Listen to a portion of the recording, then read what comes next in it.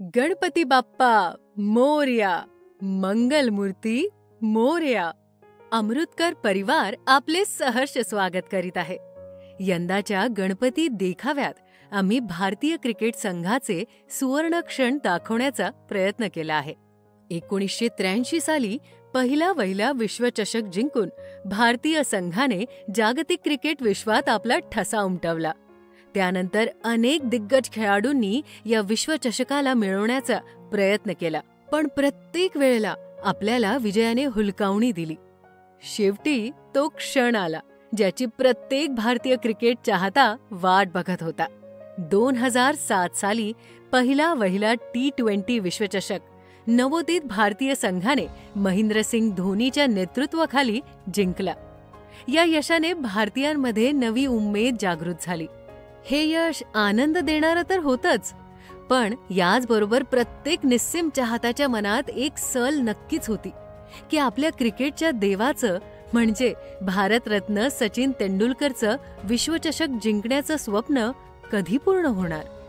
आणि तो दिवसही आला. 2011 साली परत एकदा अतिशय उत्तम सांघिक कामगिरीच्या जोरावर भारतीय संघाने क्रिकेटची पंढरी असलेल्या वानखेडे मैदानावर आपल्या लाडक्या सचिनचं आणि आपल्या सर्वांचं स्वप्न पूर्ण केलं. एका दिग्गज खेळाडूच्या कारकिर्दीला संपूर्ण करणारा हा विजय होता. यानंतर संघाची धुरा सांभाळली ती महेंद्रसिंग धोनी, सुरेश रैना, रवींद्र जडेजा, विराट कोहली, रोहित शर्मा, जसप्रीत बुमरा, मोहम्मद शामी यासारख्या नव्या दमाच्या खेळाडूंनी. प्रत्येक खेळाडूची एकच इच्छा असते की मी माझ्या संघाला विश्वचषक जिंकून द्यावा, आणि त्या ध्येयासाठी तो झपाटलेला असतो. या नवीन संघाने सुद्धा प्रत्येक वेळी प्रयत्नांची पराकाष्ठा केली, पण दरवेळी यश या संघाला हुलकावणी देऊन गेला. खरं तर या प्रवासात सर्वात जास्त जिव्हारी लागलेला पराभव म्हणजे 2023 सालचा 50 षटकांच्या विश्वचषकातील अंतिम सामन्यातला पराभव. या स्पर्धेत भारतीय संघ शेवटच्या सामन्यापर्यंत अपराजित होता, पण परत एकदा अंतिम सामन्यात भारतीय संघाचा विजयरथ रोखला गेला. सर्व भारतीयांचं स्वप्न भंगलं. विराट आणि रोहितला रडताना पाहून त्या दिवशी प्रत्येक भारतीय रडला. आणि मग या दुःखातून सावरण्याची संधी लवकरच मिळाली, ती म्हणजे या वर्षाचा T20 चषक. या स्पर्धेत सुद्धा भारतीय संघाने अतिशय उत्तम सांघिक कामगिरीचा नमुना सादर केला.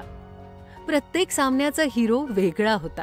भारताची विजयी घोडदौड पाहता आपल्या सर्वांच्या मनात विजयाची आशा पल्लवित झाली.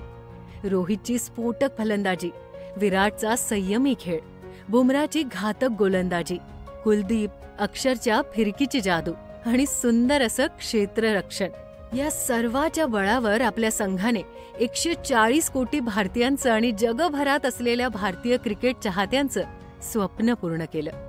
हा विजय साधासुधा विजय नव्हता. हा विजय 2023च्या पराभवाच्या जखमेवर फुंकर मारणारा होता. रोकोच्या T20 कारकिर्दीचा गोड शेवट होता. म्हणतात ना, आयुष्य हे एक वर्तुळ आहे आणि ते पूर्ण होतच. तसंच काहीसं या विजयानंतर झालं. 2023 साली रोकोसोबत रडणारा भारतीय 2024 साली त्यांच्यासोबत परत एकदा रडत होता, पण यावेळी आनंदाने. या विजयामुळे भारतात जून महिन्यातच दिवाळी साजरी झाली. एका पर्वाचा शेवट आणि नवीन पर्वाचीही नांदी आहे. भारतीय क्रिकेटच्या या गौरवशाली कामगिरीला आमच्याकडून मानवंदना. जय हिंद, जय भारत.